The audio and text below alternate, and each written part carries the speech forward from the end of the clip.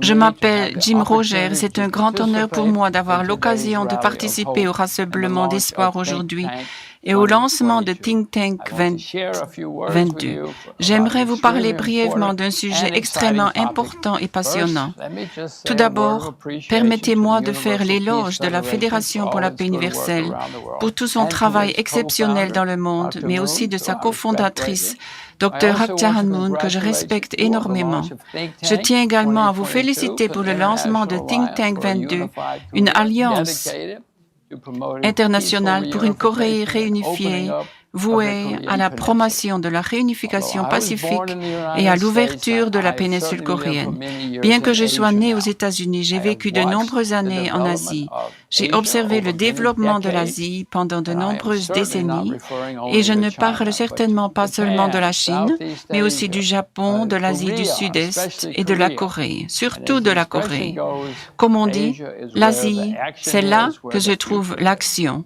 C'est là que se trouve l'avenir. Les possibilités de développement sont immenses. C'est pourquoi je suis ici. Et à bien des égards, je crois que nous n'en sommes qu'au début d'une longue période de développement durable pour l'Asie. Ceux qui parlent, comme Dr. Moon et bien d'autres, de l'ère de l'Asie-Pacifique ont tout à fait raison. De plus, à mon avis, la Corée est au cœur même de cette transition mondiale. Bien sûr, comme nous le savons tous, nous avons malheureusement de graves problèmes dans la péninsule coréenne. La division entre les deux Corées est réelle, incroyablement figée depuis plus de 70 ans. Il y a de l'amertume, du ressentiment des deux côtés. J'espère que nous pourrons créer cependant une ouverture. Il y a de grandes raisons d'espérer. Imaginez ce qui serait possible si la zone démilitarisée actuelle était ouverte à la circulation ferroviaire et routière. Les possibilités de développement commercial et culturel seraient illimitées. Il en va de même pour le potentiel d'un tunnel sous-marin entre le Japon et la Corée qui permettrait d'établir une liaison ferroviaire et autoroutière entre ces deux puissances économiques. On pourrait aller en voiture de Tokyo à Londres. Une fois que les barrières commenceront à tomber, une fois qu'il y aura une explosion de la croissance, une fois que nous ouvrirons le 38e parallèle, cela profitera non seulement à la Corée du Nord et à la Corée du Sud, mais aussi à la Chine, à la Russie, au Japon et à l'Asie du Sud-Est et au monde entier. Essayez de penser aux seuls économiques qui résulteraient de la démilitarisation.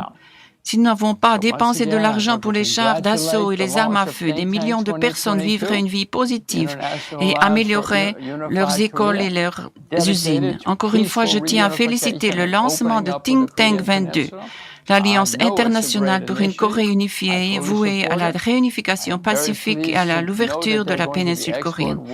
Je sais que c'est une excellente initiative et je la soutiens pleinement.